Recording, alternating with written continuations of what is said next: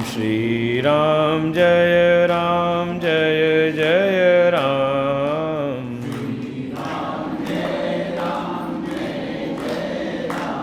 ओम श्री राम जय जय राम।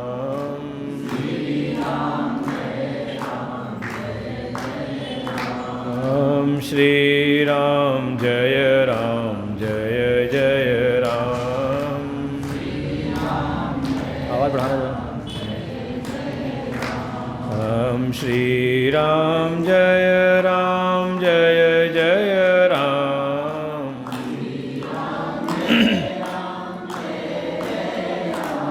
ओम श्री राम जय जय राम।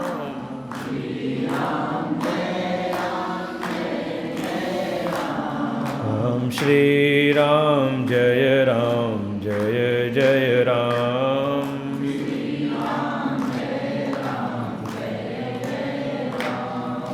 बोले सच्चिदानंद भगवान की, राजा रामचंद्र भगवान की, वृंदावन बिहारी लाल की जय।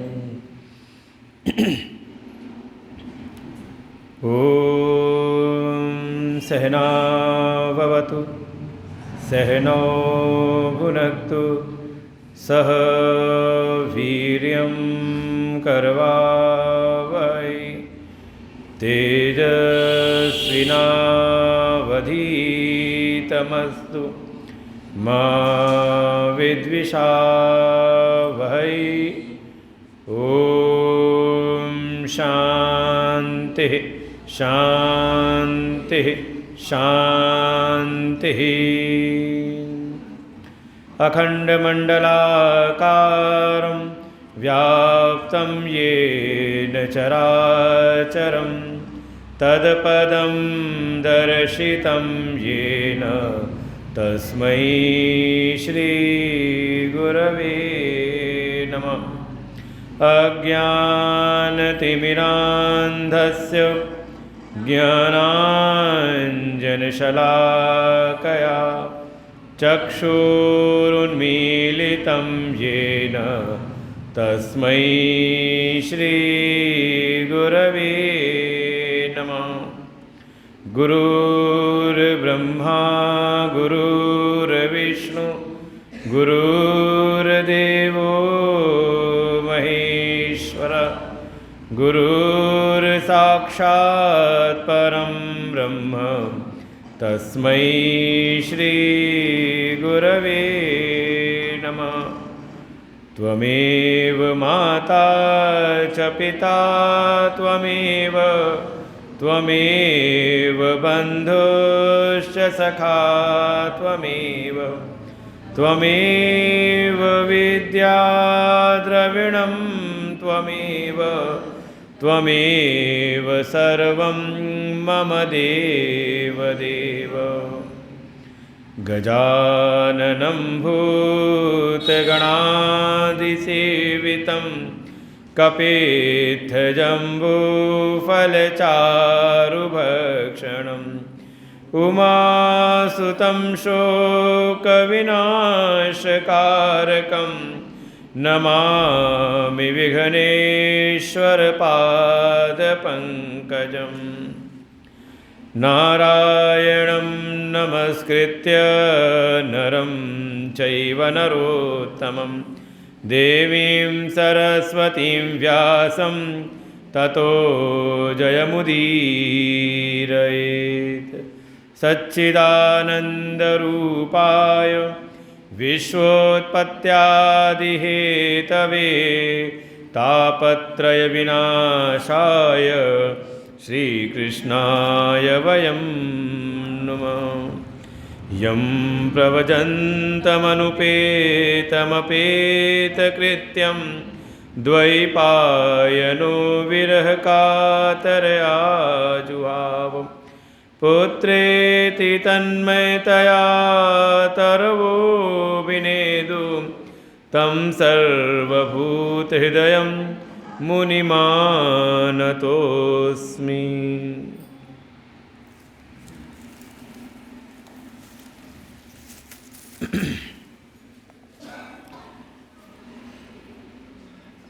अखिल कोटि ब्रह्मांड नायक परात्पर ब्रह्म सच्चिदानंद स्वरूप मर्यादा पुरुषोत्तम भगवान श्री रामचंद्र जी के चरणों में कोटशः नमन। इस मंदिर प्रांगण में स्थापित सभी देवी देवताओं के चरणों में कोटशः नमन वंदन। श्रद्धेय आचार्य जी, समस्त भगवत भक्त, श्रद्धा भक्ति स्वरूपणी मातृशक्ति।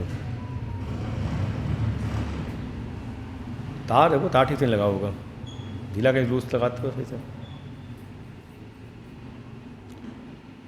राजोवाच समः प्रिय सुहृद ब्रह्मन् भूतानां भगवान् स्वयं इंद्रस्यार्थे कथं दैत्यान् अविधीद् विषमो यथा न ह्यस्यार्थः सुरगणैः साक्षात् निःश्रेयसात्मनः नेवासुरेभ्य विद्वेषो नोद्वेगश्चागुणस्य हि इति न सुमहाभाग नारायण गुणान् प्रति संशयसु महाज्ञात तद्ध्वांसेच्छेत्तुमर्हति। श्रीशुकुवाच साधु पृष्टं महाराज हरे चरितमद्भुतं यद्भागवत माहात्म्यं भगवत भक्तिर्वर्धनम् गीयते परमं पुण्यं ऋषिर्भिर्नारदादिभिः नत्वा कृष्णाय मुनये कथयिष्ये हरे कथाम्।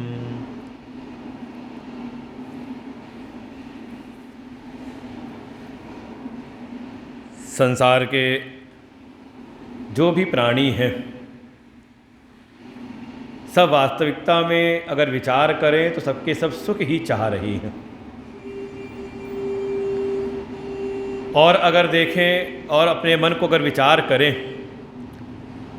सबके भीतर एक तो सुख की चाह है,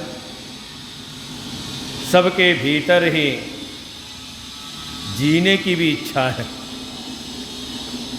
जानते हैं कि हाँ, ये जो शरीर है इसका जन्म हुआ है, एक दिन ये मरेगा भी, लेकिन फिर भी कोई मरना नहीं चाहता। आखिरी दम तक जितनी सामर्थ्य है, शक्ति सामर्थ्य है, लोग धन और दुनिया जो व्यवस्थाएं हैं सबको लगा देते हैं। किस लिए? कहा जीने के लिए। जीने की इच्छा, जिज्ञासा का प्रत्येक प्राणी के भीतर है। तो एक तो सुख पाने की इच्छा, सुखी होने की इच्छा, जीने की इच्छा, और साथ ही एक चीज़ और भी है, जानने की इच्छा। देखो, चाहे बिस्तर पर भी पड़े रहो, कोई काम न भी करो किसी का, लेकिन लेटे लेटे भी जानने की इच्छा बनी रहती कि क्या हो रहा है। और कोई ऐसा नहीं किसी एक वर्ग के भीतर ही। आप देखें, अगर विचार करें तो पशु पक्षी भी जो हैं वो भी इन तीनों से जुड़े हुए हैं। उनमें भी सुखी होने की इच्छा है। सुख के जो संसाधन उनकी शक्ति सामर्थ्य के अनुसार हो सकते हैं वो सब करते हैं। कोई पशु भी मरना नहीं चाहता, सब जीना चाहते हैं और सब जानना भी चाहते हैं। इतना बुद्धि विवेक तो पशुओं में भी होता है। किसी संत ने कहा कि आप किसी कुत्ते को रोटी डाल दो, रोज़ रोटी डाल के खिलाओ तो कुत्ता कहीं ना कहीं कई सारे अपनी खुशी के लक्षण जाहिर करता है। आपके पास आकर के पूँछ हिलाएगा, आकर के हाथ उठा करके खड़ा हो जाएगा आपके सामने, और कुछ नहीं तो रोटी को लेके बड़े प्रेम से आप रोटी डालोगे, रोटी प्रेम से आपके सामने खाएगा। लेकिन वहीं पर अगर कोई कुत्ता ऐसा हो कि आप खिलाओ नहीं और मौका उसको मिला, कहीं भोजन कुछ रखा, रोटियां रखी थी, और आया झपट्टा मार करके मौका देख के रोटी मिली तो बैठ के खाएगा। वहाँ पर जहाँ रोटी मिली वहाँ बैठ के खाएगा आराम से। कहा रोटी मिलेगी लेके भाग के जाएगा कहीं दूर जहाँ पिटाई उटाई ना हो। तो लगता है कि इतनी समझ तो उस पशु में भी है कि हाँ, क्या सही है क्या गलत है। अगर गलत तरीके से हमने कोई वस्तु प्राप्त की है तो उसका दंड मिलेगा, और अगर सही प्रकार से मिली है तो आप प्रेम से खा सकते हो। तो इतना बुद्धि विचार तो एक पशु भी कर रहा है। तो सबके भीतर ये 3 इच्छाएं सुदृढ़ता के साथ में बैठी पड़ी हुई हैं। जीने की इच्छा, जानने की इच्छा, जानने को इच्छा, भाई जीने की इच्छा कोई नाम दिया जिजीविषा, शास्त्रीय शब्द है। जानने की इच्छा कहा जिज्ञासा, सभी के भीतर रहती है। बस कोई कुछ जानना चाह रहा है, कोई कुछ और जानना चाह रहा है, लेकिन जानना सब चाह रहे हैं। और तीसरी कहा सुख पाने की इच्छा, आनंद प्राप्ति की इच्छा। और देखें यही है, यही आनंद की ही इच्छा है कि आपको एक चीज़ में जो कभी आसक्त हो जाते हैं, कई बार उससे घृणा भी होती है। कभी एक समय लगा कि हाँ इससे बड़ा सुख मिलेगा, आपने बड़ा जतन किया उसको पाने का, और जब उसी से दुख मिलने लगा तो आपको उससे घृणा होती, फिर आप कोई और वस्तु ढूंढते हो उसके अलावा, उसकी जगह पर आप दूसरी वस्तु को। क्यों? क्योंकि आपके चित्त के भीतर सुख पाने की इच्छा है, दुख पाने की नहीं। इसी को शास्त्रीय शब्द का बुभुत्सा। तो जिजीविषा, जिज्ञासा और बुभुत्सा। और देखें ये किसी एक की नहीं बल्कि सबके भीतर है।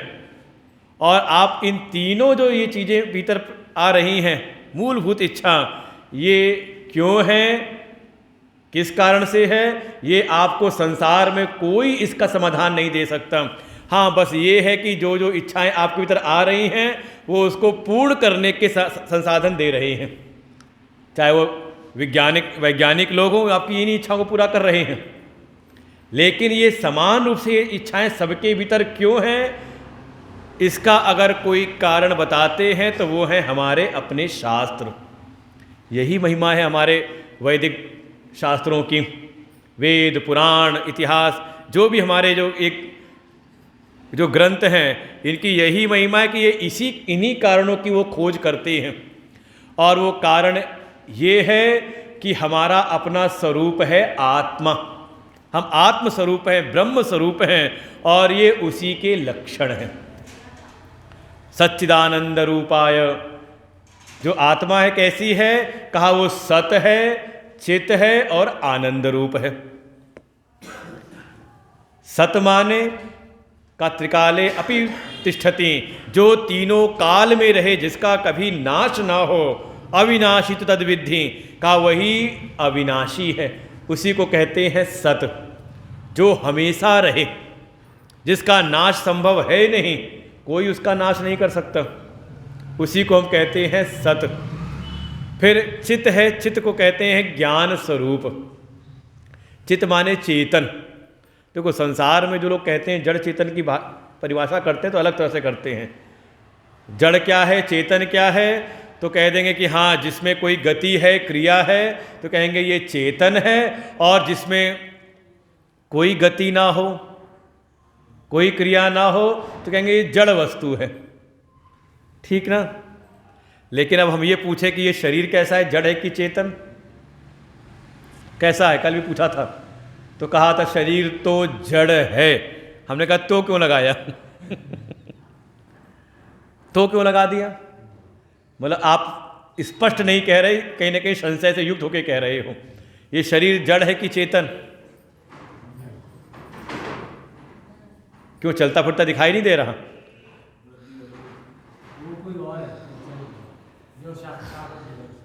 कारण ये है कि अभी हमें जड़ और चेतन की परिभाषा नहीं पता है। शास्त्रों में देखो दुनिया की जो दृष्टि है वही दृष्टि हम भी लेके बैठे रहे, तो फिर क्या अंतर फिर उनमें? भाई एक अनपढ़ है और एक पढ़ा लिखा है, अंतर क्या है दोनों में? का अंतर है दृष्टिकोण का। एक परिस्थिति को अनपढ़ जो है, जो शिक्षित नहीं, वो अलग तरह से देखता है, और उसी परिस्थिति को जब कोई शिक्षित है तो उसकी दृष्टि अलग हो जाती है। तो ऐसे ही कोई शास्त्र का स्वाध्यायी है, सत्संगी है, तो उसकी दृष्टिकोण का परिवर्तन होता है। जड़ हम उसको कहते हैं जो ना तो स्वयं को जाने और ना किसी और का उसको ज्ञान हो, उसको हम कहते हैं जड़।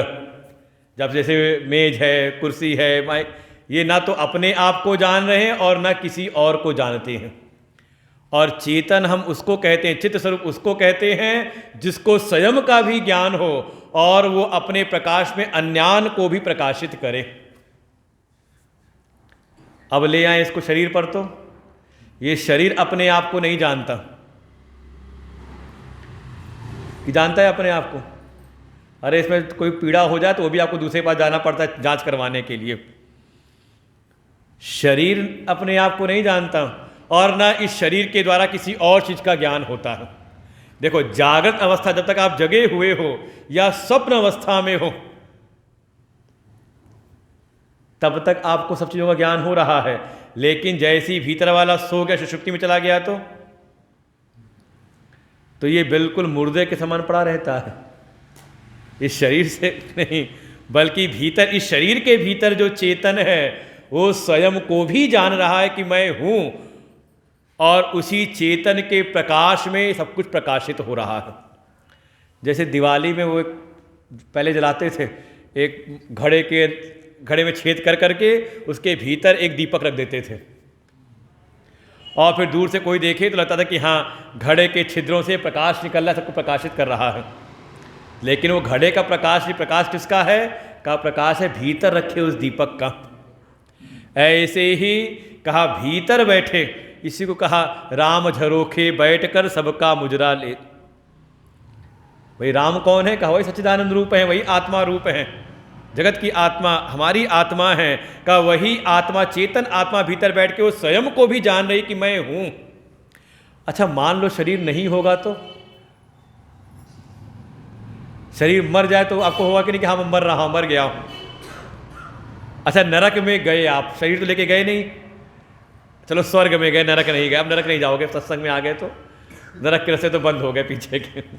स्वर्ग में गए, वहां जो सुख मिलेगा, तो वहां आप जान रहे हो कि नहीं कि मैं स्वर्ग में आया हुआ हूं? देखो, शरीर नहीं गया वहां पर, लेकिन वो चेतन वहां पर भी है। कहा जो स्वयं को भी जाने और जिसके होने से अन्यान का भी हमें ज्ञान हो, उसको हम कहते हैं चेतन। तो जो अपना आत्म स्वरूप है, जो अपना आत्मा है, शरीर नहीं, शरीर को कहा अनात्मा, आत्मा से अलग। जो अपना आत्म स्वरूप है वो सत स्वरूप है, जिसका कभी नाश नहीं। अजो नित्य शाश्वतोयम पुराण न जायते न म्रियते, जिसमें जन्म मरण नहीं, का वो अपना आश्रो सत स्वरूप है, वही चित्त स्वरूप है, वही चेतन है, और वही आनंद स्वरूप है। और देखें, सत्य का अनुभव आपको होता है, मैं हूं। कभी आपको इसका ऐसा हुआ कि आपको अनुभव ना हो? मैं नहीं हूं, कभी अनुभव हुआ आपको? कभी कि मैं नहीं हूं आज? कभी ऐसा अनुभव किया आपने?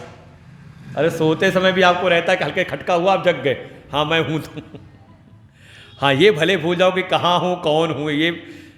अच्छा, वो फिल्मों में दिखाते हैं, पता नहीं कभी असली में होता है कि नहीं होता। याददाश्त गुम हो जाती है, तो मैं कौन हूं वो उसको पता नहीं चलता, लेकिन मैं हूं ये उसको होता है कि नहीं अनुभव? इसी का नाम है सत, चेतन। सत्ता मतलब अपनी सत्ता का अनुभव। कहा मैं अपनी सत्ता का अनुभव हूं, कहा यही है सत, और मैं अपने आप को जानता हूं, इसी का नाम है चित्त। और आप चाहे जितने भी संसार के विषयों का आनंद लेने का आप प्रयास करो, वो वास्तव में विषयों में जो आनंद है ना, वो भी अपनी आत्मा का ही आनंद उससे परिलक्षित होता है। आनंद वहाँ है नहीं। बस ये है कि जो कामना थी वस्तु की प्राप्ति की, वो वस्तु मिल गई, तो अब आपके मन में कोई कामना है नहीं, तो मन शांत है, और उस शांत मन में अपनी आत्मा का ही अनुभव होने लगता है। तो आपको लगता है कि वो इस विषय में सुख है। वास्तव में सुख कहाँ है? कहा अपने भीतर ही है। तो ये अपना ही स्वरूप है, सत, चित और आनंद। लेकिन संसार की जो विषयों की वासना है, संसार की जो माया है, संसार की का जो ये सब माया जाल है, इसमें ऐसे हम उलझ गए कि हम अपने वास्तविक स्वरूप को तो भूल करके इस शरीर को ही अपना स्वरूप मानने लगे। लेकिन जो स्वरूप है वस्तु का, जो अपना स्वरूप है का, उसका भी एक स्वभाव है कि प्रत्येक वस्तु अपने स्वरूप की ओर गमन करती है हमेशा। जैसे जल है, जल का स्वभाव है शीतलता। आपको किसी ने एक गिलास पानी दिया, पानी गर्म था, इसका मतलब है कि उसमें जो उष्णता है, जो गर्मी है, वो कहीं से आई हुई है। कुछ देर आप उसको रख दोगे तो वो अपने आप अपने स्वभाव में चला जाएगा, शीतल हो जाएगा। ऐसे ही ये संसार की प्रत्येक जो वस्तुएं हैं सब अपने स्वरूप की ओर गमन करती हैं। और यही कारण है कि हम भी भले न जानते हों, भले अज्ञान में पड़े हों, अपने स्वरूप को न जाने, लेकिन स्वरूप का जो एक स्वभाव है, गुण धर्म है, उसकी ओर हमारा आकर्षण बना रहता है। मैं हूँ सत्स्वरूप, इसलिए हमारे भीतर हमेशा रहने की इच्छा बनी रहती है। मैं कभी मरूं ना। कारण क्या है? वो भले डर इसलिए लगा क्योंकि शरीर में बैठे हैं, और ये शरीर कैसा है? ये शरीर है असत, ये शरीर है जड़, ये शरीर है दुख रूप। दुख ही मिलता है शरीर से, और नहीं तो अनुभव सबको अब हो रहा होगा 50 साल के बाद वालों को। कहते थे खिलाओ पिलाओ यही काम आएगा कितना खिलाया, कितना पिलाया, कितना सजाया, आपको काम आ रहा होगा, क्योंकि सब 50 साल के ऊपर वाले लगभग बैठे हो सबके सब। तो ये जो अनित्य, असत, जड़ और दुख रूप शरीर से हमने आके बैठ गए हैं, उससे हमारा ऐसा एकत्व हो गया, तादात्म्य हो गया है। लेकिन चाहत मन में क्या बैठी है? अपने स्वरूप की ही। शरीर मर रहा है, लेकिन मैं चाहता हूं कि मैं मरूं न। शरीर बिल्कुल जड़वत रहता है। और कई बार देखें, अगर अच्छा मान लो सत्संग थोड़ा कठिन चल रहा हो तो समझ ना भी आ रहा हो, लेकिन आप समझना चाहते हो कि हाँ ये चीज़ समझना है। क्यों? क्योंकि वो आपका अपना स्वरूप है, चित्त स्वरूप है। इसीलिए कथा कहानी बहुत नहीं हो रही, संगीत नहीं है, लेकिन फिर भी हम आके सुन रहे हैं। कौन लेके आ रहा है? का वो अपना जो स्वरूप है, वो चाहता है कि हाँ इस चीज़ को हम जाने। और जिस समय आप सब जगह से तादात्म्य तोड़ लेते हैं, उस समय आपको सबसे ज़्यादा सुख मिलता है। कब? कहा सुषुप्ति में। सबसे सुखी कब होते हो? भाई मन के भीतर भ्रम क्या है कि संसार के पदार्थों में, संसार के विषयों में सुख है। अगर संसार के पदार्थों में सुख है तो छोड़ते क्यों हो? पकड़ के सीने से लगाए रखो। हमें लगता है परिवार में है, छोटे बच्चे में, उसको सीने में लगाए रखो। अरे बच्चा रात में न सोए, रोता रहे रात में, तो उसे चिढ़ होने लगती है। एक समय चाहे कितना भी धन हो, सबको रख करके तिजोरी में आप सोना चाहते हो, और ना नींद आए तो उसी धन को खर्च करके दवाई लेकर के आते हो सोने के लिए। सबसे ज़्यादा आपको सुख मिलता है सुषुप्ति में, जिस समय आप सारे जगत के साथ संबंध तोड़ देते हो। और जब तक मन का संबंध संसार से बना हुआ, आपको नींद भी नहीं आती। लेकिन एक क्षण ऐसा है, जैसे आपने सारे संसार के विषयों से, पदार्थों से अपना तादात्म्य तोड़ा, आपको उस समय सबसे बढ़िया, और जो अगर गहरी नींद आ जाए, भले सत्संग में क्यों ना आ जाए भाई, क्योंकि हम चाह रहे हैं ना सुख। अब दुनिया में तो उधेड़ बुन में इतना रचे पसे हैं कि क्या करें। जैसी सत्संग में आए, और सत्संग में आते ही मन हुआ शांत, सब जगह से संबंध टूटा, और जैसे ही मन शांत हुआ तो आपको आ गई शांति में आ गई नींद, और जो सुख मिला उस इसलिए सत्संग में कोई जगह रहे उसको भी सुख मिलता है, और किसी को नींद आ जाए तो वो भी सुखी होता है क्योंकि कहीं ना कहीं अपने स्वरूप के नजदीक पहुंच जाता है। क्यों? क्योंकि वो अपना स्वरूप भीतर है, आनंद स्वरूप। इसी कारण से हम हर समय जीना चाहते हैं, जानना चाहते हैं, और आनंद में रहना चाहते हैं, क्योंकि यही अपना वास्तविक स्वरूप है। इसी को जनाने के लिए भागवत जी हैं। हम भगवान का भी दर्शन करते हैं, तो भगवान के दर्शन करके हमें अपने स्वरूप का दर्शन हो जाए। मम दर्शन फल परम अनुपा, जीव पाव निज सहज स्वरूपा। हम दर्शन साक्षात्कार करते हैं सच्चिदानंद प्रभु के, और उनका दर्शन करते, उनकी कृपा से हमें अपने भी आत्मदर्शन हो जाते हैं। और नहीं होते हैं तो उसके एकमात्र कारण है चित्त के भीतर वासनाएं भरी पड़ी हैं। जो सप्तम स्कंद है इसी के ऊपर प्रकाश डालता है। इसका नाम है, जैसे हर स्कंद का नाम बताया ना, पहला स्कंद का अधिकारी, अधिकारी कैसा हो। फिर दूसरे स्कंद में कहा साधन, तीसरा सर्ग, सृष्टि क्या है, चौथा विसर्ग, ये भगवान की बनाई सृष्टि में भेद क्यों उत्पन्न हो जाते हैं। पांचवा स्थान, वो परमात्मा ही सारे जगत का स्थान है, सबको एकजुट रखे हुए हैं।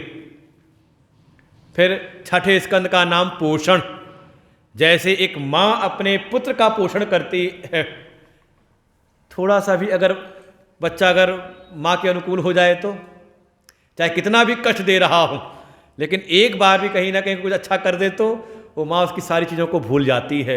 ऐसे ही परमात्मा भी, चाहे पापी से पापी भी जीव हो, अगर भगवान के नाम का आश्रय ले ले, अनजाने में भी, जैसे लिया था अजामिल ने संतों की कृपा से, पुत्र के नाम से नारायण नारायण जपा, भगवान की कृपा उस पर भी हुई। एक वृत्तासुर था, उसने भगवान के रूप का ध्यान किया, उस पर कृपा हुई। एक ने अर्चना की भगवान की, का उस पर भगवान की कृपा, मरुदगणों पर। ऐसे भगवान मातृवत पोषण करते हैं। आप थोड़ा सा भी कुछ करते हो तो भगवान उससे भी प्रसन्न हो जाते हैं। लेकिन इतने के उपरांत भी ये जीव की गति भगवान की ओर क्यों नहीं होती, क्यों भगवान से निरंतर विमुख रहता है, कि भगवान में मन लगता है। अभी लग रहा है सत्संग में बैठो तो कह रहे हो हाँ गर्दन को लग रहा है फिर मन लग रहा है तो फिर 3-3:30 बजे क्यों नहीं आ जाते सत्संग में। कहा 3:30 बजे तैयारी करते, हाँ चलना है सत्संग में, चलना है। क्यों? वो घर परिवार में मन लगा हो, समेटते समेटते समेटते समेटते कब पहुँचे? कहा 4 बजे पहुँचे। आधा घंटा लेट क्यों हुए? अगर भगवान में मन लगा तो 3 बजे आ जाते। चलो पहले से आके थोड़ा भजन कीर्तन करें और फिर। क्या कारण है? का इस हमारे चित्त के भीतर बैठी हुई है जगत की वासना, और ये जन्म जन्मांतर के जो हमने कर्म कर रखे हैं वो कर्मों की वासना आकर के चित्त में बैठी हुई है।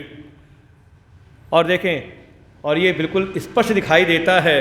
कई बार आप देखो किसी भक्त परिवार के यहाँ भी कोई भगवान का विरोधी जन्म ले लेता है।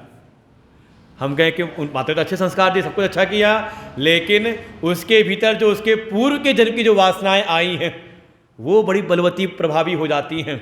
और कई बार ऐसा भी है कि नास्तिकों के यहाँ भी भगवान का कोई भक्त हो जाता है। अब हम कहें रस खान कहाँ से हो गए?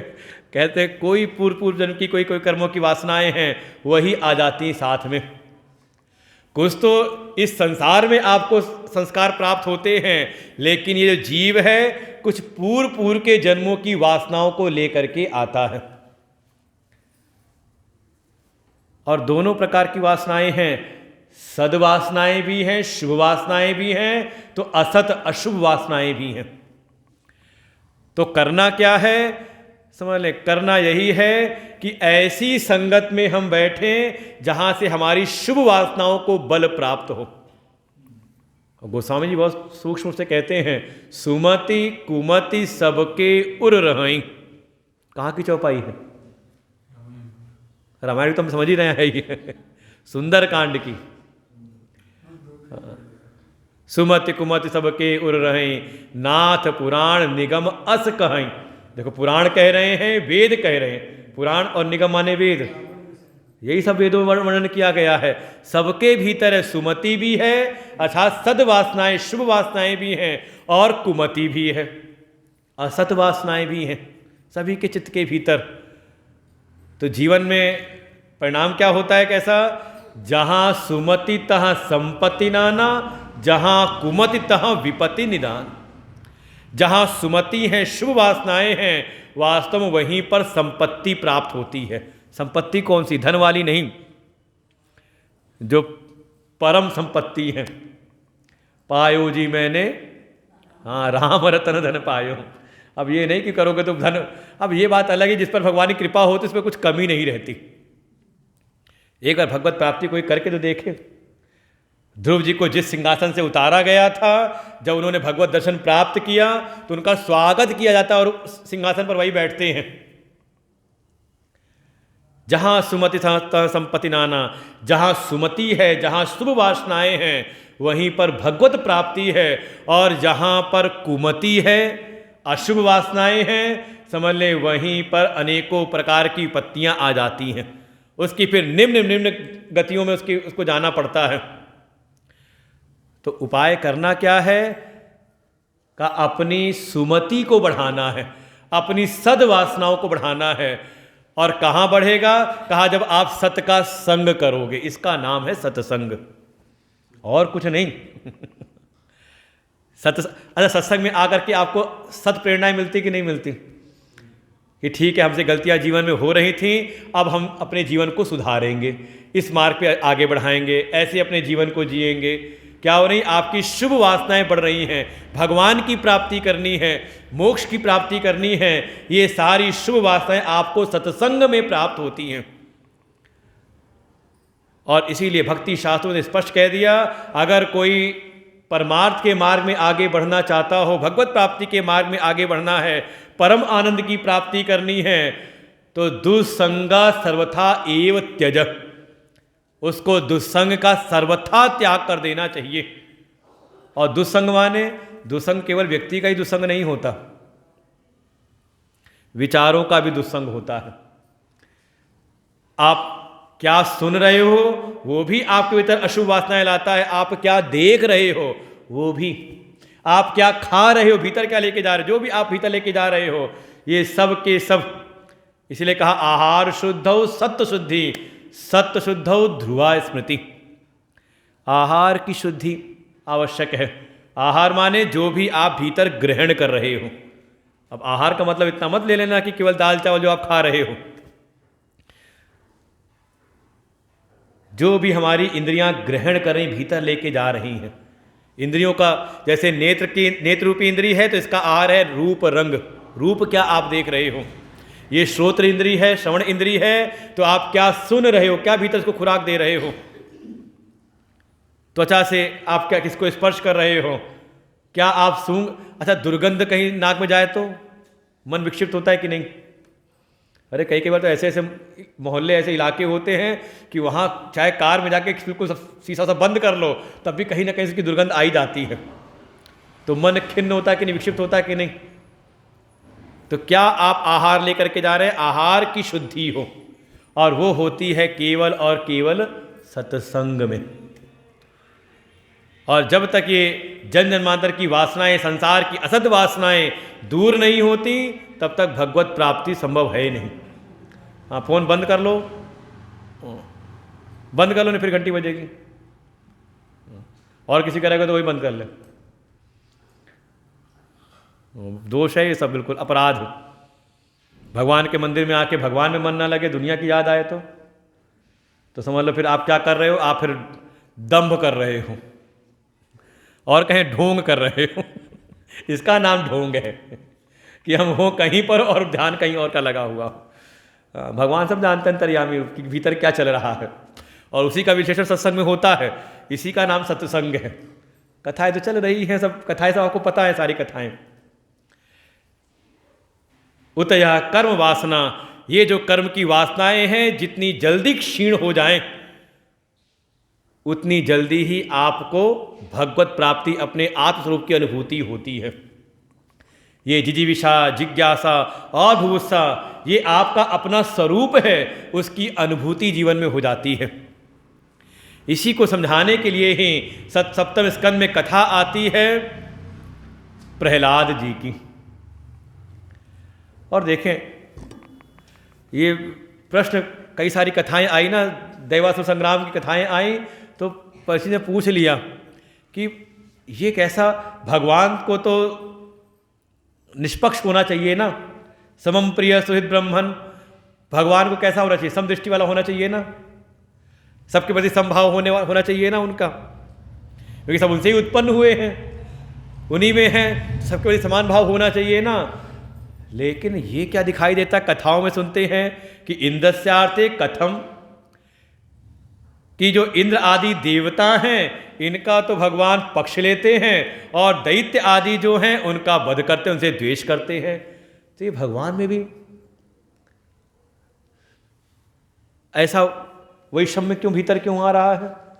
ऐसी जब बातें पूछी, सुखदेव जी ने कहा, अरे राजन, जैसा आपके मन में आ रही ना ये संशय आ रहा है, ऐसी एक समय राजसू यज्ञ जब हो रहा था, वहां पर एक घटना घटित हुई। भगवान कृष्ण के लिए प्रस्ताव रखा, उनकी अग्र पूजा के लिए। सबने तो कहा साधु साधु, बहुत अच्छी बात है, लेकिन वहीं पर चेदिराज का राजा शिशुपाल था, वो भरी सभा में खड़े होकर के भगवान को गालियां देने लगता है। और 2-4 गालियां नहीं, 100 गाली दी है, 100 से ऊपर गालियां दी हैं। और जैसी वो 100 गालियां पार की, भगवान ने उठाया चक्र और शिशुपाल का वध किया, साथ में दंतवक्त था उसका वध किया। लेकिन एक चमत्कार, ये जो गालियां दे रहे थे भगवान को भरी सभा में, उनके शरीर से एक ज्योति निकली और जाकर के भगवान के चरणों में समाहित हो गई। तो वहीं जो खड़े थे राजा युधिष्ठिर, उनके मन में आया ये कैसा आचरण हुआ कि जो गति बड़े बड़े जप तप करने के बाद भी नहीं प्राप्त होती, वो इनको इतनी सहजता से गालियां दे दे करके प्राप्त हो गई इनको। फिर तो पूजा पाठ छोड़ो, भगवान को गालियां देना शुरू करें। सबसे आसान काम, उसमें तो हमारी महारत हासिल है, दुनिया भर गालियां ही दे रहे हैं दुनिया को। आज से भगवान को सारी गालियां देना शुरू करें। ऐसे जब बातें पूछी, तब वहीं पर आगमन हुआ देवर्षि नारद का, और उन्होंने भगवान के स्वभाव का वर्णन किया है। कामा एवं कृष्णे भगवती माया मनुज ईश्वरे, वैरेण पूत पापात्मनां पुरचिंतया, कामा द्वेषाद् भयात् स्नेहाद् यथा भक्तेश्वरे मने, आवेश तद्गमित्वा भवत् गतिं गताः, गोप्यः कामाद् भयात् कंस द्वेषात् चेदादयो निपा, संबंधात् विष्णया स्नेहाद् यूयं भक्त्या वयं विभो। का ये भगवान का अपना एक स्वभाव है, जो जिस प्रकार से भगवान का स्मरण करता है, भगवान उसके उसी भाव को बढ़ा करके अपने से एक कर लेते हैं। ये यथा माम प्रपद्यन्ते तांस तथैव भजाम्य हम, ये भगवत वचन है गीता जी का। भगवान कहते हैं जो जिस प्रकार से मेरी शरण में रहता है, मैं भी उसी प्रकार से उसका भजन करता हूँ। केवल आप ही भगवान की को याद नहीं कर रहे, भगवान भी आपको याद कर रहे हैं। आपके मन में संसार की कामनाएं इच्छाएं हैं तो भगवान वो दे देते हैं, आपको ले जाओ। कोई अर्थार्थी तो उसके अर्थार्थी भाव को पूरा करते हैं, कोई आर्त भाव कष्ट में याद करता है, भगवान उसके कष्टों को दूर करते हैं। कोई जिज्ञासु है तो भगवान उसको ज्ञान प्रदान करते हैं, और कोई ज्ञानी हो तो भगवान तो कहते हैं तो मेरी आत्मा ही हो जाता है, जानत तुम्हें हो ही जाए, जो जिस भाव से। इसलिए उपाय तो यही है, कैसे भी भगवान का स्मरण करें। किसने किसने कैसे कैसे किया, तो यहाँ पूरा वर्णन किया है। गोप्य कामान, गोपियों ने काम भाव से भगवान का स्मरण किया, भगवान ने उनको भी स्वीकार किया। भयात कंस, जो कंस था वो भय से डर से कि मेरी मृत्यु है, काल है, और हर समय देखो मृत्यु का भय लग जाए ना तो हर समय याद करता है व्यक्ति, हर चीज़ से डरता है वो। डॉक्टर कहते कि ये खाओगे तो इसे इन्फेक्शन हो जाएगा, एलर्जी हो जाएगी, वो हर जगह सजग रहता है, कहीं इसमें वो तो नहीं है। का भय से निरंतर याद करता है। और तो और द्वेषा चेदादयो निपह, ये जो चेदिराज का राजा शिशुपाल है, ये द्वेष से स्मरण करता था। और एक बात तो अपने मन को आप देख लो, विचार कर लो खुद ही, जितना आप प्रेम में स्मरण नहीं करते, उससे ज्यादा तीव्रता से स्मरण करते, जिससे आपका द्वेष हो जाए। झगड़ा कर लो, सुबह से झगड़ा हो जाए और फिर बैठो माला लेकर के भगवान का जप करो। किया कि नहीं कभी? सत्संग में आ जाओ और झगड़ा करके आ जाओ, झगड़ा हो जाए, निकलते निकलते पड़ोसी से झगड़ा हो गया और आके सत्संग में बैठ गए, तो सत्संग में आप बैठे रहते हो, शरीर आपका सत्संग में रहता है और मन उसकी याद करता है जिसे झगड़ करके आए हो, जिससे आपका द्वेष हुआ है। ये द्वेष में तन्मयता ज़्यादा हो जाती है। और सोचे 100 गालियाँ दी, इतना आसान नहीं 100 गालियाँ याद कर लेना। किसी को आती हो? 100 गालियाँ। कितना द्वेष किया होगा भगवान से कि, और कोई रिपीट नहीं की है। भगवान गिन रहे थे, 1 हो गई, 2 हो गई, 4 हुई, 10, 20, 25, 50, रिपीट करते थे, उसको छोड़ दे रहे थे। डुप्लीकेट वाली को बिल्कुल अलग कर रहे थे, फिल्टर करते जा रहे थे। जैसी 100 गाली दी तो टोका है, बस हो गया। नहीं रुका, 101 किया तो भगवान ने उसका वध किया। लेकिन द्वेष से भगवान से तन्मय होकर के कैसे भी मन किसी प्रकार से, ये जो मन है भगवान से लगे तो, अभी तो भगवान से उतना तन्मय नहीं होता।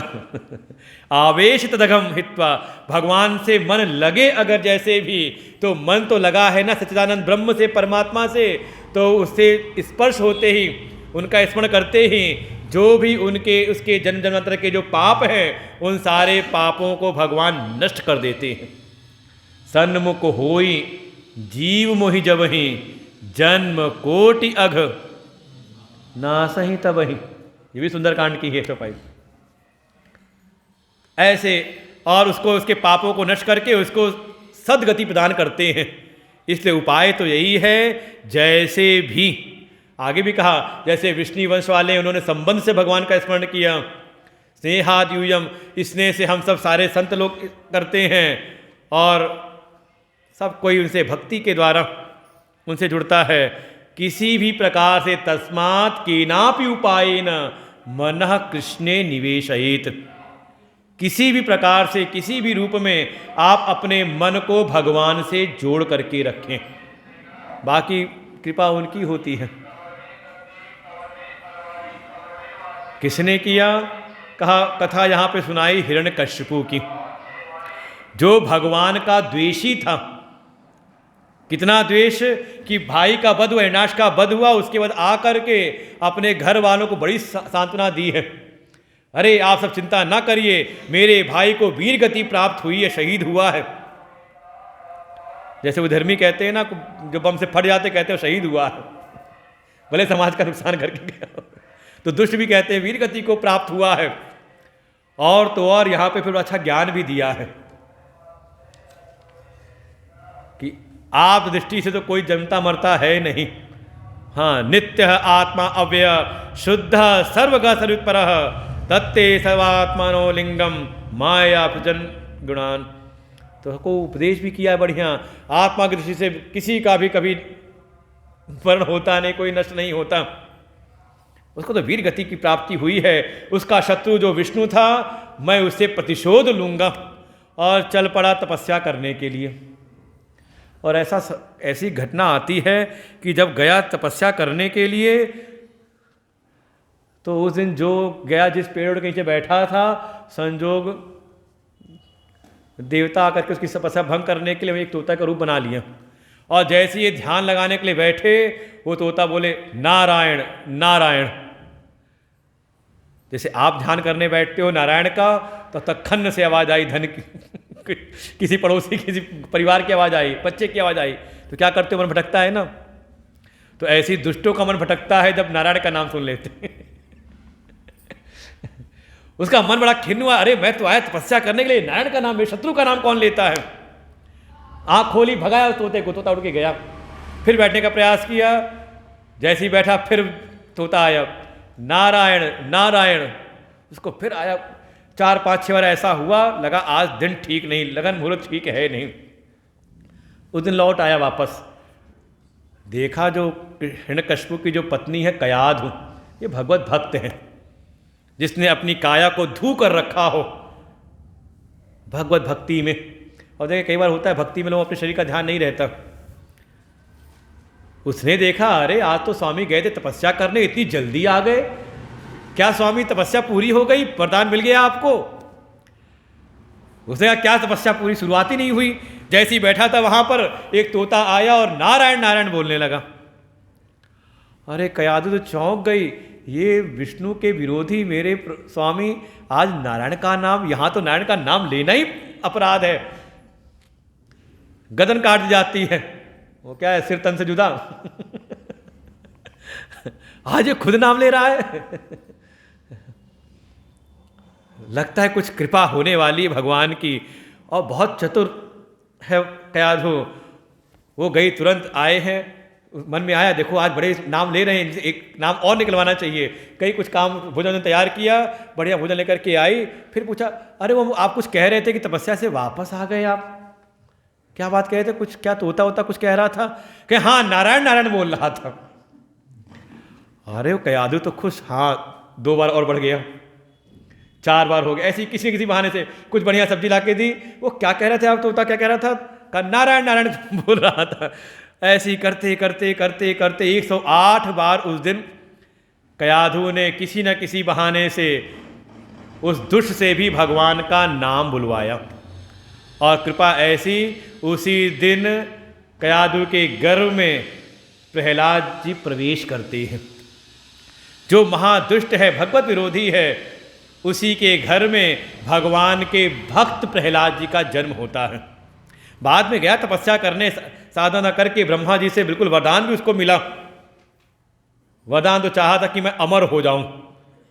देखो जो दैत्य है वो भी चाह रहा है कि मैं कभी मरूं ना, बस ये है कि वो शरीर को अमर करना चाहता है, जो संभव है नहीं। जातस ही ध्रुवो मृत्यु, ये अमरता प्राप्त होती अपने आत्म स्वरूप में स्थित होकर के। आत्मज्ञान की प्राप्ति नहीं करता, बल्कि शरीर को अमर करना चाहता है, जो वरदान कभी किसी दैत्य को मिला नहीं। क्योंकि ब्रह्मा जी कहते हैं मेरा भी एक समय पूरा हो जाएगा, मेरी भी आयु निश्चित है। जब मैं खुद अमर हूं नहीं तो तुमको अमरता का वरदान कहां से दे दूं? खाता खाली पड़ा हो और यहां लाखों की चेक काट के देते रहे, दान देते रहे तो भाई पहले कुछ हो तो अपने पास तो दान देंगे हम। तो फिर उसने वरदान मांगा, न अंतर बहिर्दिवा न नक्तम अन्यास्मदपि चायुधय, ना दिन में मरूं न रात में मरूं, न महल में मरूं न महल के बाहर मरूं, न जमीन पर मरूं न आकाश में मरूं, न शत से मरूं न अस से मरूं, न मनुष्य से मरूं न पशु से मरूं। ऐसे उसको जितनी जितनी भी लगता था कि संभावनाएं थी मृत्यु की, वो सब उसने कहा इनसे ना मरूं। ब्रह्मा जी का तथास्तु। उसको तो लगा मृत्यु की जहां जहां संभावनाएं हो सकती थी सब तो बाधित हो गई, तो मैं हो गया अमर। और उसके बाद फिर जहाँ कहीं कोई नारायण का नाम लेता, कहीं कोई धर्म के कार्य करता, यज्ञ तप संत सेवा ब्राह्मण सेवा कोई कुछ करता, उसमें बाधा उत्पन्न करते। कहते मैं ही ईश्वर हूँ, मैं ही भगवान हूँ, मेरी पूजा करो। लेकिन इन्हीं के घर में भक्तराज प्रहलाद जी का जन्म होता है। थोड़े बड़े हुए तो उनको भेजा गुरुकुल में, और वो बहुत सारी घटनाएं आती हैं कि एक बार तो जो प्रहलाद जी हैं, देखो संस्कार थे भीतर, क्योंकि उस शुभ घड़ी में आए थे तो संस्कार भगवान की भक्ति के थे। लेकिन जब बाहर आए, जब उनको माहौल मिला बिल्कुल आसुरी, पूरा साम दाम दंड भेद ऐसी नीतियां जब सीखने को मिली, तो एक बार उनका चित्त में जो वासनाएं थीं, ये अशुभ वासनाएं घर कर गई थीं। और कभी अपने साथी साथ निकले थे नगर भ्रमण पे, और वही एक घटना घटित हुई जो हम लोग सुनते हैं कि हाँ कोई एक कुम्हारन थी, और वो जो अवां लगा रखा था घड़ों पकाने के लिए, वहाँ पर बैठ के दोनों भगवान का नाम, रोते हुए भगवान का नाम ले रहे थे, कुम्हार और कुम्हारिन।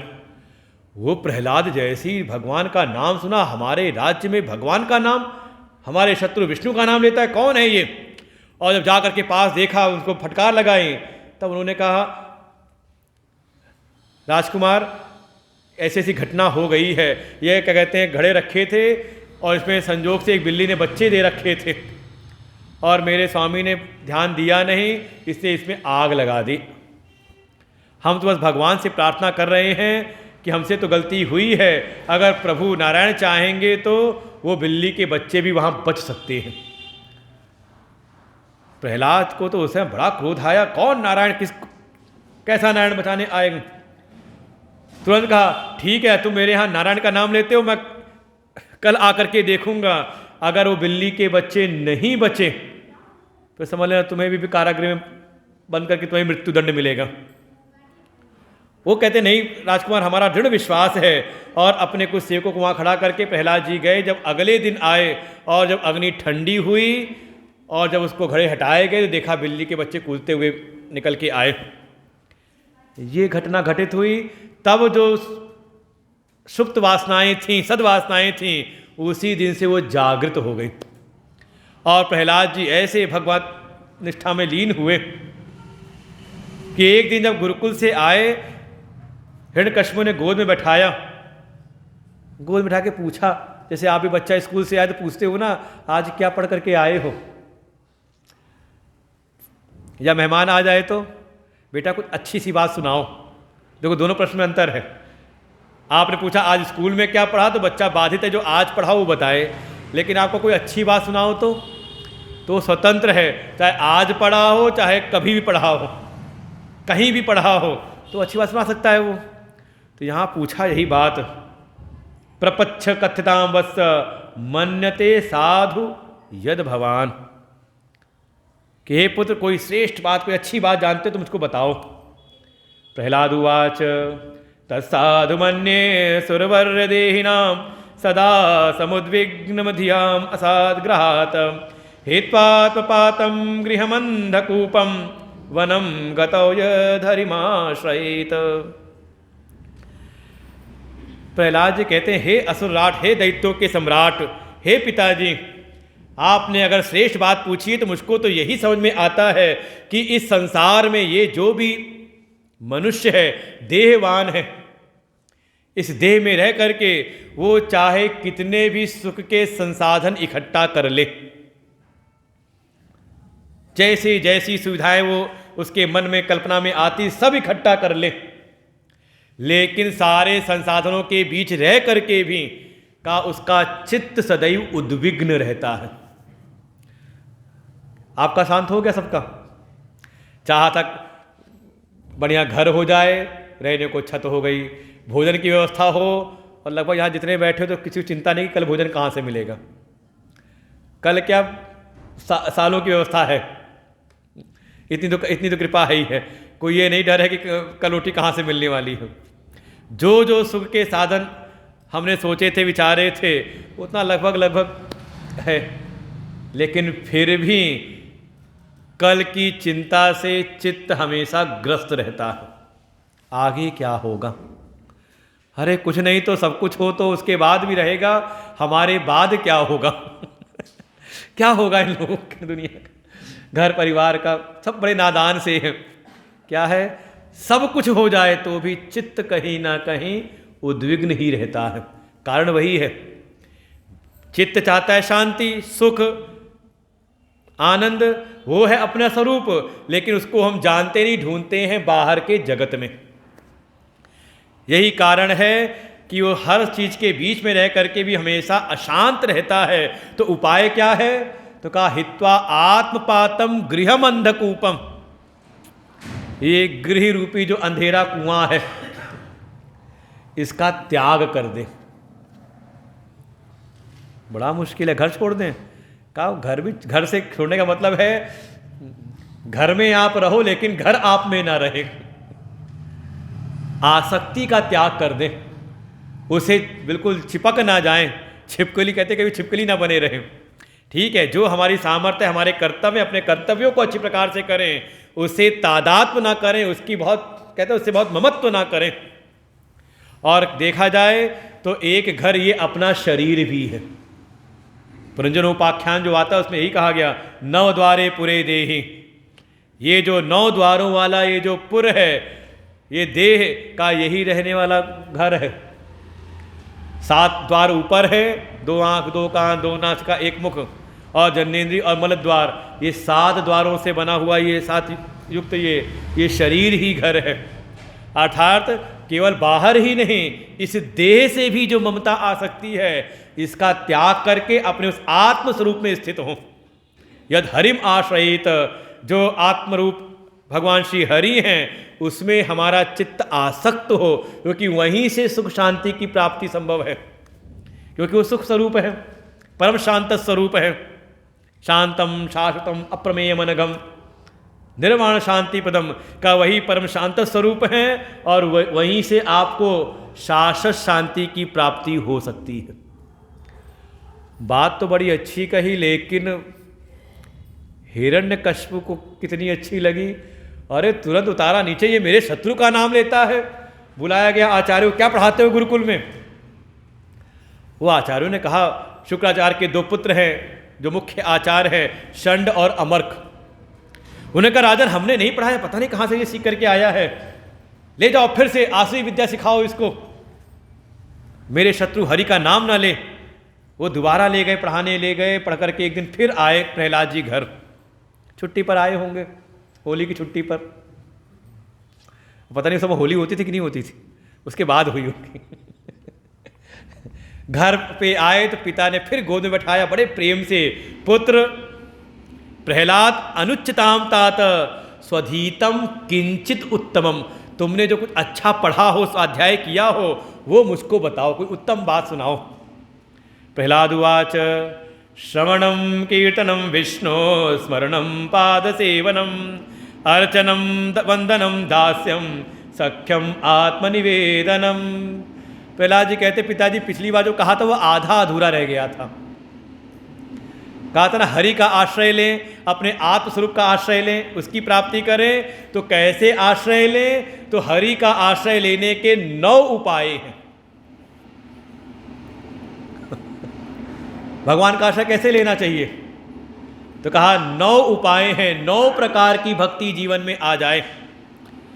पहली भक्ति है श्रवण, सत्संग का श्रवण करें।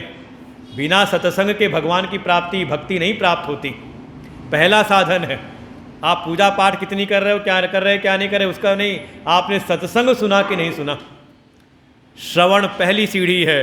दूसरी है कीर्तन, जो हमने भगवान की महिमा को सुना उनकी 4 के साथ बैठ के चर्चा भी करें, कीर्तन करें। फिर ऐसा करते हुए नित्य भगवान का स्मरण करें, स्मृति में भगवान बस जाएं। और देखो स्मृति भी ऐसी हो ना, अच्छा आपको कभी स्मरण करना पड़ता कि आप पुरुष हो कि स्त्री हो? आप माता पिता हो, क्या हो, कभी स्मरण करना पड़ता है? जैसा संदर्भ आता है आपको तुरंत याद आ जाता है। क्यों? क्योंकि उसमें आपकी निष्ठा बैठी पड़ी है, बार बार वही सब सुना है आपने, सुनते सुनते।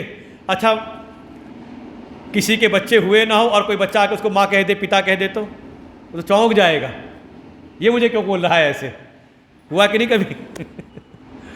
लेकिन अपने बच्चे हो गए, सुनते सुनते वो एक उससे तादाद में हुआ, तो आपको याद नहीं करना पड़ता कि मैं माँ हूँ, मैं पिता हूँ, वो देखते ही आपको स्मरण होता है। ऐसे भगवान का जब बार बार श्रवण करते, उनका चिंतन करते हैं, तो ऐसी स्मृति बनती है कि मैं भगवान का हूँ, भगवान मेरे हैं।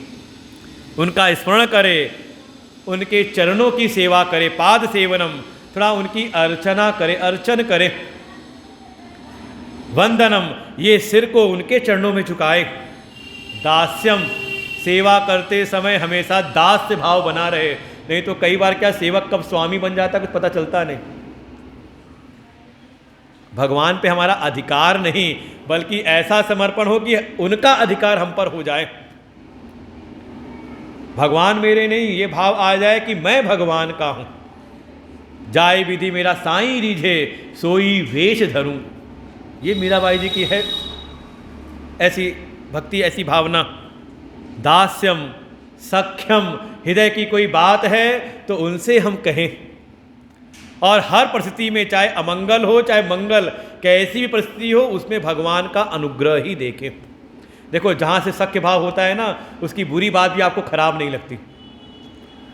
अच्छा कोई गाली, सड़क पे खड़े होकर आपको गाली दे दे तो सामर्थ्य हो तो उसकी बत्तीसी तोड़ दोगे। और मान लो वही कोई मित्र आपका आके आपको भरसक गालियां देना शुरू करे तो आप मुस्कुराते हो। हुआ कि नहीं जीवन में? तो मान लो जीवन में अगर अनुकूल है तो भगवान की कृपा, और प्रतिकूल आ गई तो भगवान को दोष को देते हो। मुस्कुराओ उसमें भी।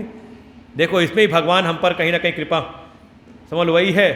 कभी भगवान दे करके आगे बढ़ाते हैं और कभी छीन करके, अगर हमारी ममता, आसक्ति, अभिमान ज़्यादा है तो चोट करके हमें आगे बढ़ाने का प्रयास करते हैं। इसी का नाम है सख्य भाव। और ऐसा करते हुए आत्मनिवेदनम, आत्म अर्पण कर देना, बिल्कुल अपनी सत्ता को भगवान में लय कर देना। वही ही है, मैं हूँ नहीं, ऐसा भाव आ जाए। अपने अभिमान का सर्वथा भगवान में विलय कर देना। ऐसी जब बातें सुनी, इसके बाद तो फिर शुरू हो गया। आचार्यों को भी डांट फटकार लगाई, वो भी कहते हमने नहीं पढ़ा है, इसकी बुद्धि तो ऐसी नैसर्गिक है। नैसर्गिकीयम मतिरस्य राजन यच्छमन्यो तदा सुमान, इसकी नैसर्गिक है।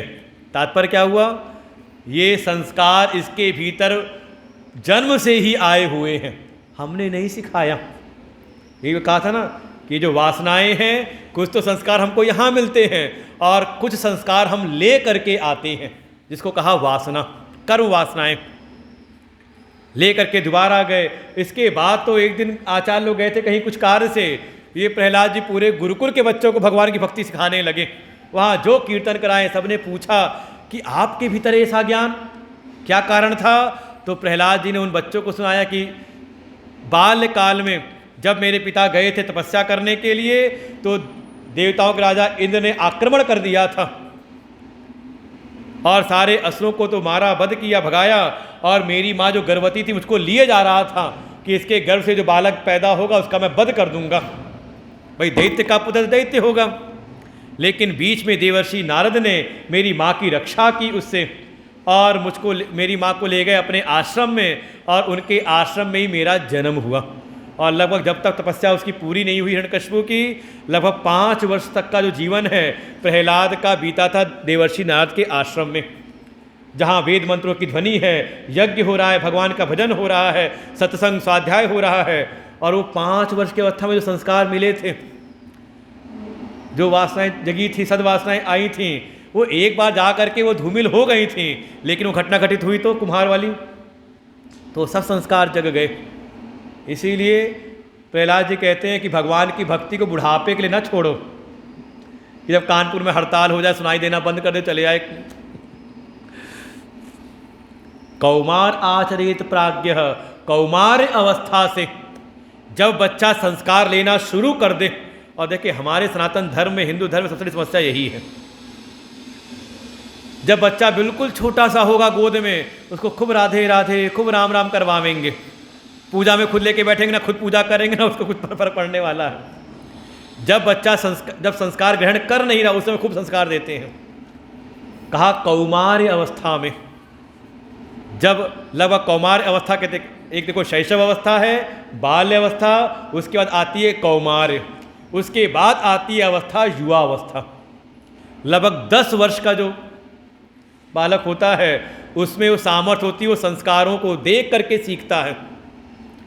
और उस समय हम छोड़ देते हैं सो कॉल्ड कॉन्वेंट एजुकेशन के भरोसे पर, और कह सकते हैं आपके घर में भले पल रहा हो हिंदू घर में, लेकिन अगर वहाँ पर है तो पूरी तरह से उसकी जो मानसिकता है वो ईसाईयत वाली मानसिकता आ जाती है।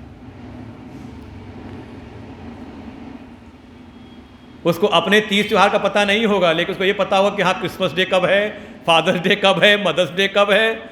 अरे उनके यहाँ ये समस्या है कि वहाँ बच्चों को अलग कर देते हैं। बच्चे गए थे माता पिता को बूढ़े हो गए तो कहीं छोड़ आए, शहर बसा हुआ है हमारे यहाँ अनाथालय बनते वहाँ पूरा शहर बना हुआ है, जहाँ बुजुर्ग लोगों के लिए व्यवस्था सारी रहती है, ओल्ड एज होम। तो बच्चा हमेशा तो ध्यान रखता है, साल भर तो अपनी मौज मस्ती में रहता है, साल में एक दिन जाता है पिताजी को मिलने के लिए, तो कहता आज फादर्स डे है, माता जी को मिलने का तो आज मदर्स डे है। हमारे तो रोज़ का फादर्स डे है, रोज़ का मदर्स डे है, रोज़ थप्पड़ खाना है, रोज़ उनकी सेवा करनी है हाँ, लोग उसको बड़ा माना करके। ये कई बार क्या होता है, समाज ऐसा भ्रमित होता है आधुनिक होने के चक्कर में, मॉडर्न होने के चक्कर में, मॉडर्न नहीं बल्कि वेस्टर्न हो रहे हैं, जिसकी ज़रूरत है भी नहीं, देखा देखी। वो आ जाए क्रिसमस डे तो बच्चे बच्चे जा रहे हैं स्कूल में तैयार होकर के, सेंटा क्लॉज बन करके कम से कम उसको जाने तो किसकी आधार क्या है, निराधार चीज़ों पर।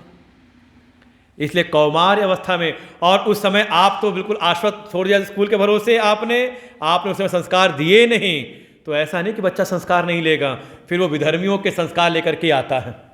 और ये घटना घटित, और कह सकते हैं जो जा रहे हैं कोई ऐसा नहीं कि अनपढ़ गंवार लोग। अभी वो फिल्म आई तो केरला स्टोरी, पढ़े लिखे समृद्ध अच्छे परिवार के लोग, क्यों? क्योंकि उनको माता, अच्छा वो टारगेट भी ऐसे लोग को करते हैं जो परिवार से थोड़ा अलग हो, ज़्यादा मॉडर्न बनने के चक्कर में हो, पूजा पाठ में जिसका ज़्यादा मन ना लगता हो, ऐसे बच्चों को टारगेट करते हैं, पढ़े लिखे। और उनको धीरे धीरे फिर ऐसा पदभ्रमित करते हैं कि जो माता पिता उनको पालन पोषण उनका ध्यान रखते हैं, एक समय उनको ही अपना दुश्मन मानते हैं। ये घटना घटित हुई है। इसलिए कौमार आचरित प्राज्ञा, कौमार अवस्था में आप बच्चों को संतों के पास ले जाते हो कि नहीं ले जाते? सत्संग के संस्कार उनको देते कि नहीं देते? और अगर आपने नहीं दिया तो वही जब 25-30 साल बाद आकर के जब आपसे जुबान लड़ाता है कि आपने हमारे लिए किया क्या है, तो गलती उसकी नहीं, गलती आपकी अपनी है। एक हर घर में हो रहा है। आज के समय भी ऐसे बच्चे हैं जो माता पिता की सेवा के लिए कहीं बाहर जाना नहीं चाहते। उनको अवसर मिलते कि हाँ बाहर चले जाएं, लेकिन उनको लगता है कि नहीं, माता पिता अकेले रह जाएंगे। है ऐसे बहुत सारे हम लोग जानते हैं, मिलते हैं।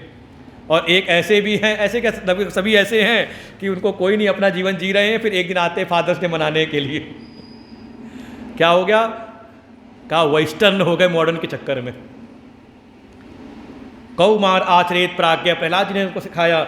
लेकिन जब आए आचार देखा, अरे तो पूरा गुरुकुल ही ऐसा हो रहा है। जा करके हिरण्यकशिपु को सौंपा और उसके बाद से मारने का प्रयास किया।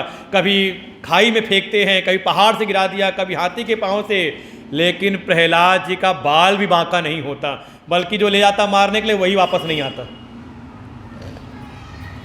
तब आ गई हिरण्यकशिपु की बहन, नाम है होलिका, जिसको न जलने का वरदान था। उसने कहा चिंता ना करो भैया, मैं चिता बनाओ, मैं चिता में लेके बैठ जाऊंगी, मैं तो बच जाऊंगी, ये जल के भस्म हो जाएगा। और हुआ बिल्कुल। भगवान पर नित्य एक दृढ़ आश्रय है। देखें प्रहलाद जी की एक निष्ठा तो है, चाहे कितना विरोध हो घर में, पिता ही विरोध कर रहे हैं, मारने का प्रयास कर रहे हैं, लेकिन ना तो अपनी भक्ति निष्ठा छोड़ी और ना घर छोड़ा, कॉम्प्रोमाइज नहीं किया है। ज़्यादातर समाज के जो बुजुर्ग लोग हैं ना, कॉम्प्रोमाइज़ को करते हैं। बच्चों को अच्छा नहीं लगता तो हम इसीलिए नहीं जाते हैं। बच्चे कॉम्प्रोमाइज़ नहीं करते। जो नास्तिक है वो कॉम्प्रोमाइज़ कौन करता है? का ये सो कॉल्ड जो भक्त बने रहते हैं। प्रहलाद जी से सीखें भक्ति कैसी करनी है। पिता जो दुष्ट हैं, राजा हैं, बार बार मारने का प्रयास कर रहे हैं, लेकिन ना तो भक्ति छोड़ी और ना ही घर छोड़ा है, अपनी निष्ठा पर लगे हुए हैं।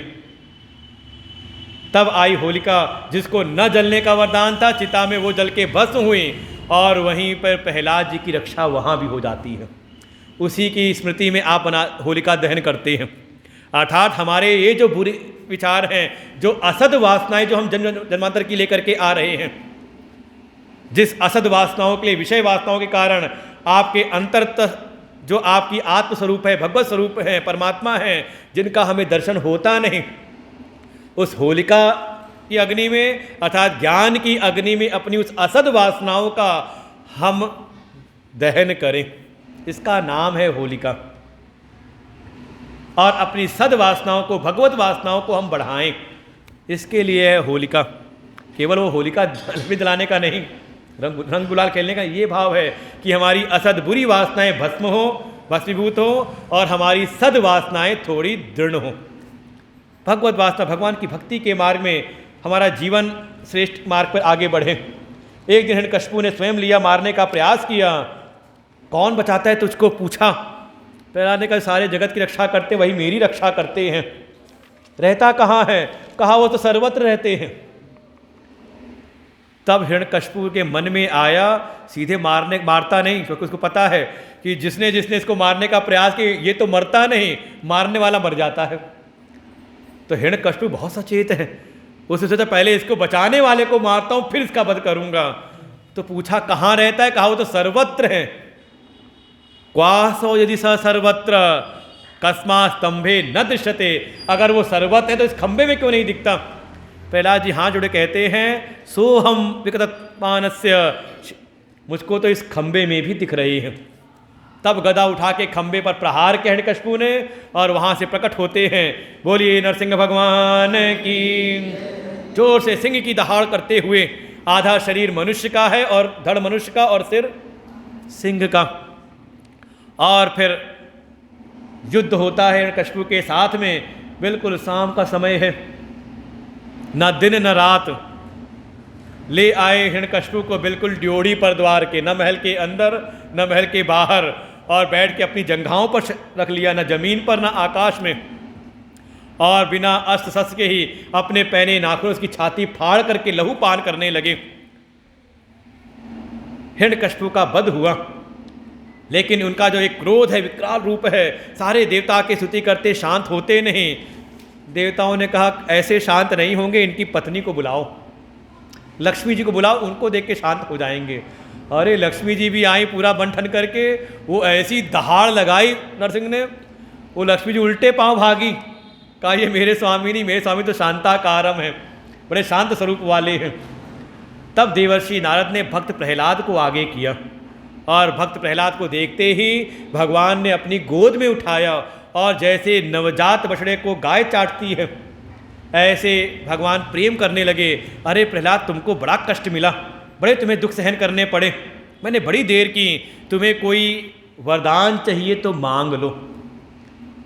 यहाँ प्रहलाद जी मन में विचार करते, मैंने किसी कामना के कारण मैंने भगवान का स्मरण नहीं किया था, मैं तो भगवान से कभी कुछ चाहा ही नहीं, लेकिन भगवान बार बार कह रहे हैं मांग लो मांग लो, तो हो सकता है मेरे चेतन मन में कोई कामना ना हो, जो कॉन्शियस माइंड है उसमें कोई इच्छा ना हो, लेकिन शायद भगवान तो अंतर्यामी हैं, कण कण को जानते हैं, शायद अवचेतन मन के भीतर कोई कामना शेष रह गई हो।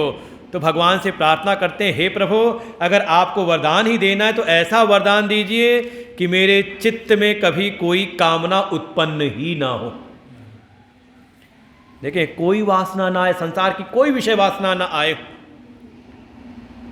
चाहे वो जन जन्मांतर की तो वो भी भस्मीभूत हो जाएं। बस एक प्रार्थना है कि मेरे पिता की दुर्गति ना हो, क्योंकि आपका प्रण है, आप अपने प्रति किए गए अपराध को तो क्षम्य कर देते हो, लेकिन कोई आपके भक्तों के प्रति अपराध करे तो उसको आप क्षमा नहीं करते। मेरे पिता ने आपके भक्तों पर अत्याचार किया है, उनकी दुर्गति ना हो। हिरण्यकशिपु ने कहा, अरे पुत्र क्या बात करते हो, तुम्हारे जैसा भक्त जिस कुल में हो जाए, त्रिसप्तभी पितः पूतः पितृभी स ते नघ, तुम्हारे जैसा पुत्र जिस कुल में हो जाए तो सारे कुल को पवित्र कर देता है। कुलम पवित्रम जननी कृतार्था, उसकी तो 21 पीढ़ी, 7 माँ की, 7 पिता की, 7 आगे आने वाली पीढ़ी में किसी की भी दुर्गति नहीं होती। मुक्ति की बात नहीं, मुक्ति तो मिलेगी ज्ञान से ही, दुर्गति नहीं होती। ऐसा भगवान ने फिर आशीर्वाद दे करके भगवान अपने लोक को जाते हैं। श्री कृष्ण गोविंद हरे मुरारी, हे नाथ नारायण वासुदेव।